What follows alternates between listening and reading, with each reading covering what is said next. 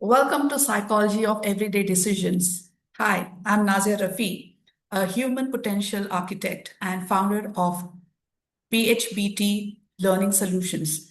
For the past 2 decades, I've worked with children, students, professionals, managers, and teachers. And across every stage of life, one question has always fascinated me. Why do intelligent people make decisions that seem to go against their own best interest? And that is what the entire series is all about. Okay. So, again, to establish this is not about productivity hack, it is not a quick fix, it's not a motivation and gyan, but the thought process is to focus on understanding invisible human patterns that quietly influence the choices that you and I make every single day as human beings. Because remember, before we change our behavior, we first need to understand something. And what is that, you would ask? So, in order to be successful, you need to understand yourself first. And if you're able to understand yourself first, you'll be able to also understand why other people behave the way they do. So, the buck starts with you and I. So, today's episode, we are going to talk about the decisions that we have all witnessed, and that starts at the workplace, right? Why? Some of us ignore expert advice. This is a topic. So, picture this, okay? A manager, and this is from my experience, I've seen a manager is hired because they have that sharp judgment, they have established expertise, and they have done this in the past. This manager sits in a conference room. An expert is laying out a brilliant game changing plan. Again, this expert also is a SME. He and or she are aware as to what are the challenges, the strategies, the know how, everything. They also have the right knowledge that is going to help the situation out for the company. So the data is solid, the logic is very flawless, and the potential upside is enormous. Everyone in the room can actually see it. But after a long pause, a thoughtful pause maybe, the manager says, let's not go ahead with it. Okay. Have you wondered why that happens? And I'm sure has happened with you because all the answers are there in front of you. The information is there, the data is there, everything is screaming out the solution. But the decision maker immediately says, I'm not very sure about it, or maybe not right now. So the question is, why do organizations actually invest in these SMEs and experts only to ignore them, every advice that they have actually given? And this have also seen in managers when the managers bring the solutions and the ideas, the leadership is also not very open. The managers are the one getting things done. They know the ground reality. And yet, when the solution is provided to the leadership, they are hesitant or they say, not right now, or maybe I don't know about it. Okay. So, similarly, if you look at our personal lives, why do parents seek or ask guidance from teachers and then still continue doing whatever they have always done? You can see this activity and this pattern every part of our life. And one thing which is very close to my heart is as a coach and a facilitator, I am hired, and I'm sure other coaches are also hired by people. They buy books, they attend workshops, take pages of notes, and still go back to the old patterns. And this is deeply human, right? It has very little to do with intelligence. It has most of the time, people don't ignore expert advice because they don't understand it. They ignore it because of invisible psychological forces which are operating beneath their awareness. So today we are going to explore 4 hidden triggers. Once you understand them, you will begin to see yourself and them, everything, everywhere. Not just in organization, you will start seeing these 4 triggers everywhere, not only in your organizations, in your families, in relationship, every conversation, even in leadership, and perhaps maybe even in yourself. So let's explore what is that hidden trigger first. What is the first trigger? The first trigger is the ego shield. Okay. So let's be real. A big part of leadership is identity. It's an identity of being competent, knowledgeable, and being in control. Leaders are supposed to be the one with the answers, isn't it? So what happens when everyone presents data that the leader actually did not think about first? So accepting that advice, especially if it is contradictory to what they have already made, can make them feel it can be your me, can make us feel like course correction and more like a personal failure. So that hits our ego very hard. It can feel like admitting we are wrong, that you, that is me, missed something, or that someone else on your team is more capable than you. This thought process, the interpretation and assumption that your brain is making, creates a deep psychological discomfort. Okay. So for the subconscious mind, this isn't just about new data. It is a direct threat to the status and your self image. And that's where the actual challenge starts. So the ego shield goes up, sorry. It is kind of a gut reaction, immediate defense, self-defense mechanism designed to protect you from, your sense of competence, right? It's just protecting you physically and emotionally. So it is just easier to find a teeny tiny flaw in the expert's logic, to question their data, or to even dismiss the idea as being too academic or too, not pragmatic. So you can actually do anything of that sort. Okay. Than to actually update our own self image. That's where the challenge lies. Okay. So, example, and I'm sure you'll be able to resonate with a lot of examples that I may share here today. So, think of a veteran, maybe marketing director, who has built the career on a certain style of campaign. A junior analyst, especially with AI and other tools being in vogue, comes in with a mountain of data showing the style is losing steam. And it's totally different approach than what is required. The director gets excited, starts picking, again, excitement not in a positive way. This particular director starts nitpicking. So basically starts picking apart the analysis methodology. They will call the data thin and not pragmatic, and sometimes even term it as naive. Yeah. So simple thought, a question for you to wonder. Is the director trying to hurt the company or damage the company? The answer is, of course, no, they are not. Their ego is just protecting themselves, right? It's accepting that the analyst's advice would mean accepting that whatever is their hard-won expertise might be becoming obsolete. It's a painful thought, and the ego shield works to block pain by rejecting the advice that causes it. Okay, it's a powerful reminder that one of the strongest human needs is to protect one's own identity. So the question for you right now is, ask yourself, how has your ego stopped you from accepting and working on the advice of experts? Look at your own family members. Look at the people whom you have sought help from, experts in their own field. Have you actually accepted it, or what have you done with it? So think about it. Yeah, you can pause the video. It's going to be very helpful. Do this activity before you continue with the video. Okay. I hope you had some epiphanies and you have got this ego shield. Where exactly is your ego shield working? So I hope you have done that. So let's understand the second trigger, the autonomy threat. So what is this autonomy threat? So the second trigger is deep down our brain.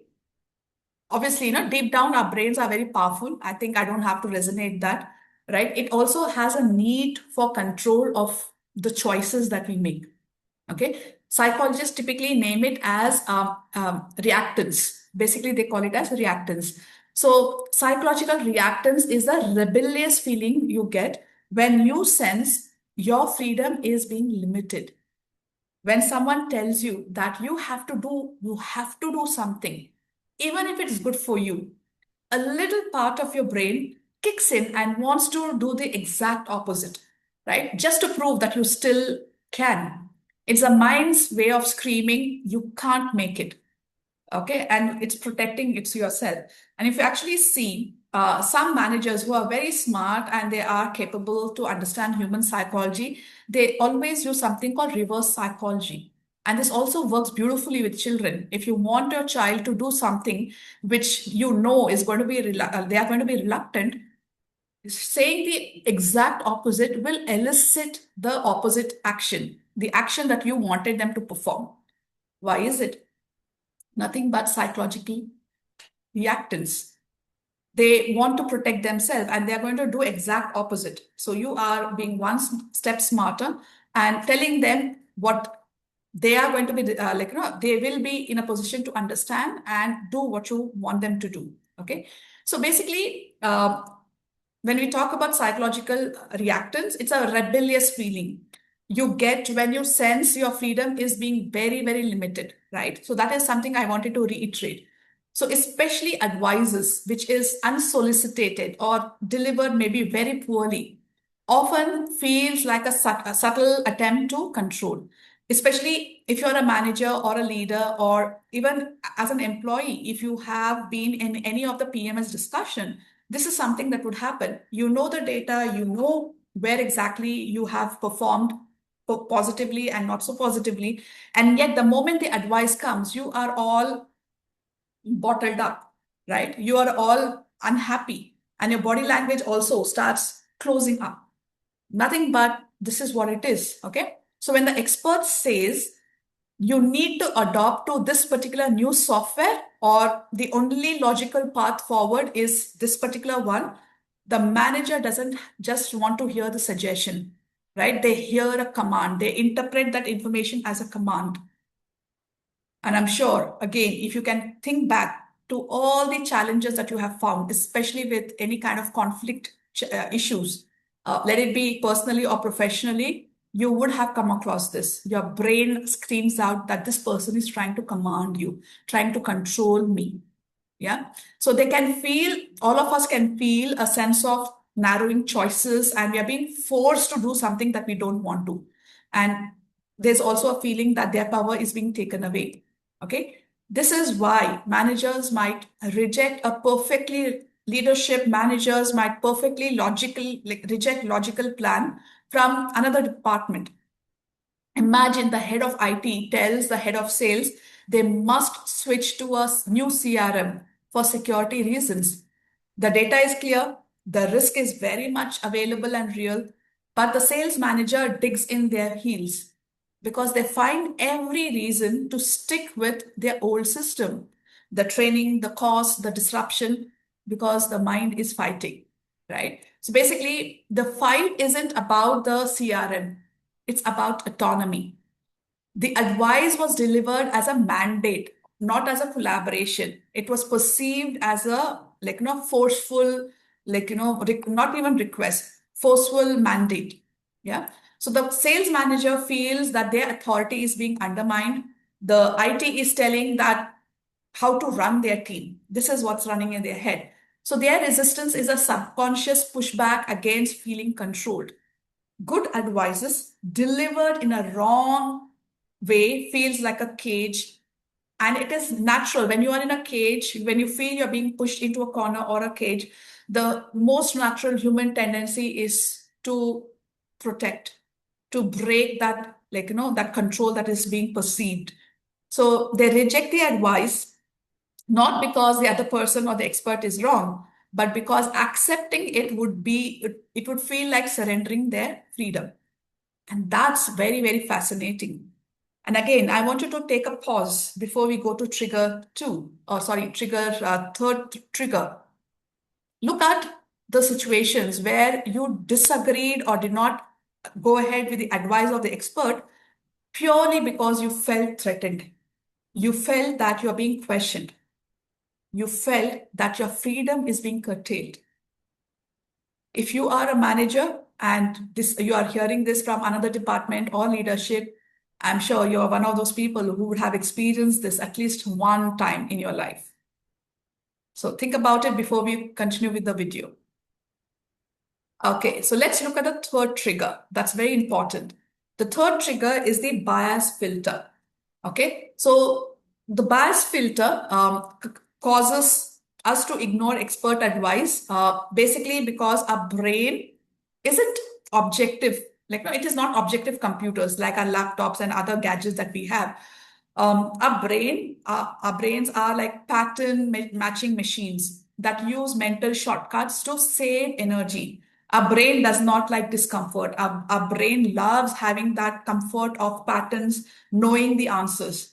If the answers are not clear or it is uncertain, the brain starts filling the gap, what we call it as assumption, right? So I'm sure if you remember from school days, we always had filling the blank. So here, instead of going with the data, which typically should be objective, the brain starts filling in with assumptions. Okay. So one of the most powerful of these shortcuts is basically confirmation bias, right? Out of all the biases filter, confirmation bias is the most powerful one.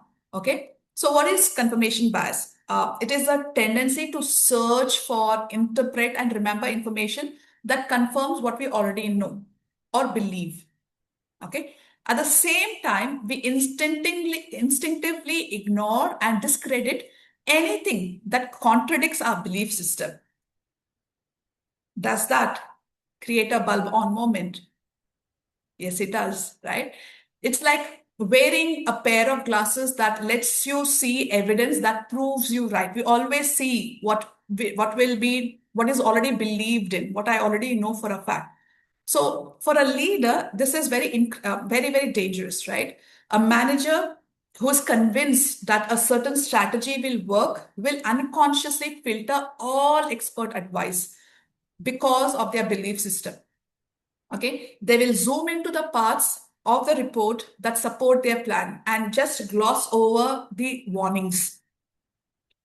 They will elevate the opinion of one expert who agrees with them rather than and dismiss the 10 others because who are not as open. Yeah. So maybe just to give an example, picture a CEO who's personally invested in a massive international expansion. They've announced it to the board, maybe even to the press. It is basically their baby. It is their child, right?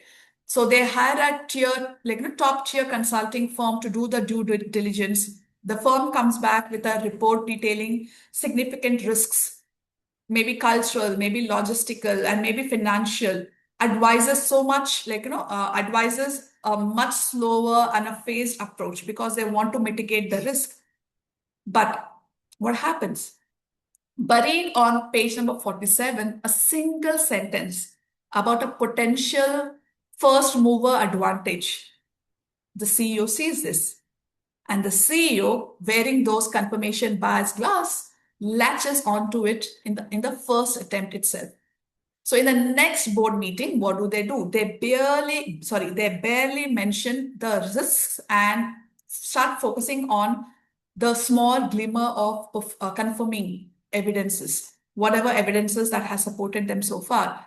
So they heard what they wanted to hear. The expert advice wasn't truly ignored. It was just filtered out, right? Only for the convenient part that felt connected to them. Okay. So this isn't conscious deception. It is a cognitive default setting that protects us from mental pain of being wrong. And I'm sure you could also resonate with every kind of expert advice that you get, let it be personally and professionally. Again, we always look for something which matches with our thought process, which are with our beliefs. And we filter out, even we know that if the approach or the path that we are following, it's not going to help us, we don't look at it because it's too painful to do so. So before we continue to the next trigger, think about which are the situation or what are the situations that you have allowed your own lenses to create that bias. and how that has impacted the multiple relationships that you have in your life. I hope you have done that reflection. So let's look at the fourth trigger. The fourth trigger is the comfort of the familiar. So this is the fourth and the most, I would say, primitive trigger, the comfort of the familiar. So every piece of expert advice, no matter how brilliant, contains an implicit demand, the demand for change, right? And change for anyone, especially human beings, is scary because it requires effort, it requires uncertainty, introduce uncertainty, and also it carries a risk of failure. So what we call it as survival of the fittest, that is the creature that changes and constantly adapts, becomes the biggest challenge over here because we are, as creatures or human beings, we are very primitive in our thought process, right? Our brain is wired for survival. And a key survival instinct is to avoid risk, conserve energy. You and I might be living in concrete jungles with the comfort of everything, but that change, the advice of someone to go ahead, come out of the comfort zone and take that risk to use energy, and that's very scary. Yeah. So sticking with what you're doing right now, even if it is inefficient, often feels safer than venturing into the unknown. Okay. And I think one of the things that you could always see as a manager, as a leader, is when you are moved between technologies, between project, when you are moving into new organizations, or it could be any change, your brain tries to protect you from it. Okay. Any kind of change. So this is basically closely, I would say, tied to another powerful bias, which is loss aversion. So basically, the idea that the pain of a potential loss feels far more powerful than the pleasure of equivalent gain. So we are scared of losing or potential loss. That is what we are focused on rather than the gain that we are going to get. Okay. For example, a leader might stick to an outdated process knowing that it's going to cost the company time and maybe money. An expert might present a new, far more efficient system, and the leader sees the benefit. They get the numbers, they get the positives, right? But they still also see the immediate cost of change, the disruption, the retraining, the effort, the short term dip in performance or productivity as everyone is adjusting. So that is what they focus more on, the loss of aversion, sorry, the loss aversion, basically. So the certain immediate pain of making the change just looms larger than the uncertain future. The benefit of being no, if you take that action, what would happen?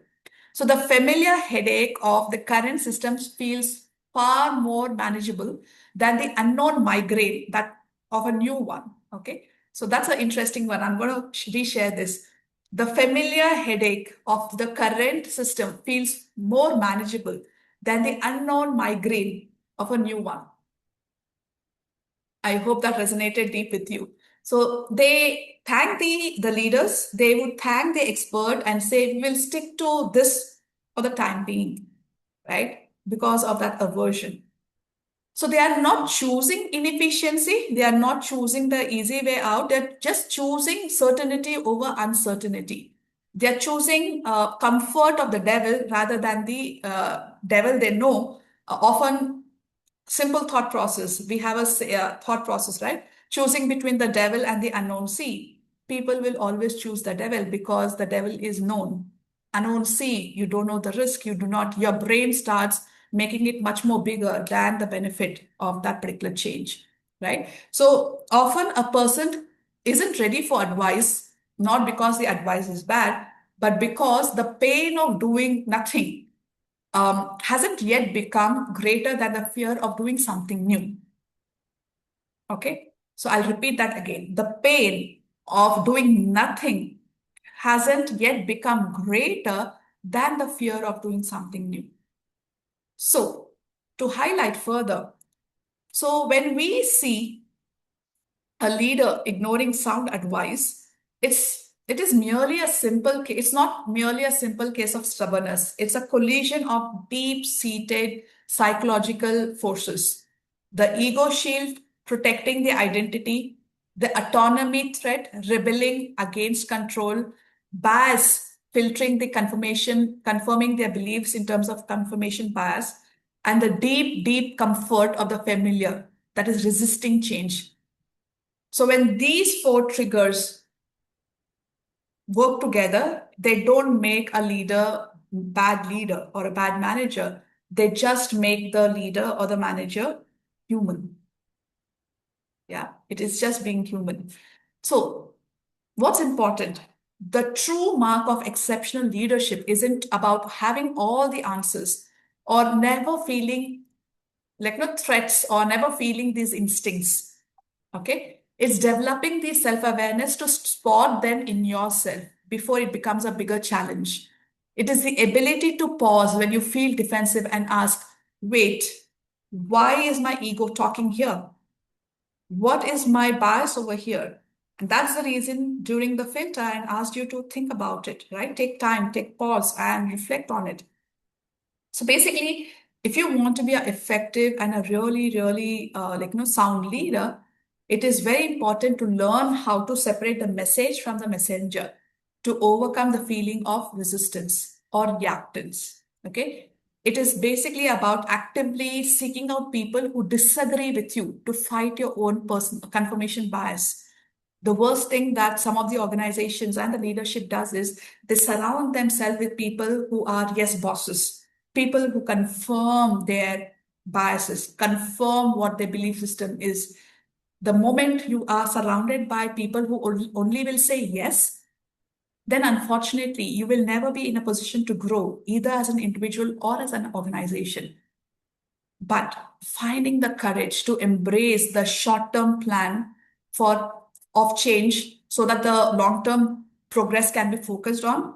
That means surrounding yourself with people who have the guts to ask you questions, make you think, make you come out of your comfort zone. That is something that is worth investing in, right? So the first step of making better decision isn't only about listening to more experts. It's understanding the hidden reason why you might be wired to ignore all of this in the first place. Yeah. So before we conclude for the video, I want you to really think about all these filters that is running in the background. Whether you are a leader, leading senior leader who's leading an organization, making tough decision. If you are a manager who's acting like a glue between the leadership and that employee. If you're an employee who's trying to figuring out what is the culture of the organization. If you're a parent failing to understand your child, trying to figure out what exactly is running in their mind and what is the filter that is stopping you from looking at things from their perspective, this is something that you need to really invest time on. So understand your filters, right? So if you love exploring the hidden psychology behind leadership and decision making, make sure to subscribe and hit the notification bell. We dive into projects and topics just like every week to help you understand the invisible forces that shape our work, our careers, our lives. And also as a thank you note, you'll find in the description box, I would say a tool, a self-awareness tool that will help you to understand what are the filters that is impacting you right now. So go ahead, complete it, and I will see you in the next video. See you soon.